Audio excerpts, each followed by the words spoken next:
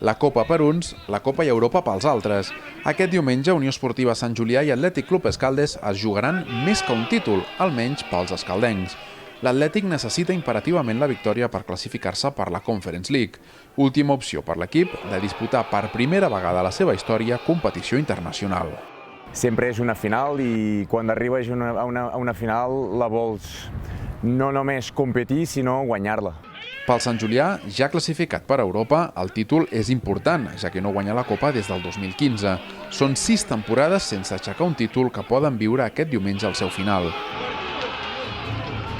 Afrontarem aquesta Copa amb tranquil·litat, però sense aquesta pressió, per ja entrar en Europa, però amb les ganes de guanyar la Copa.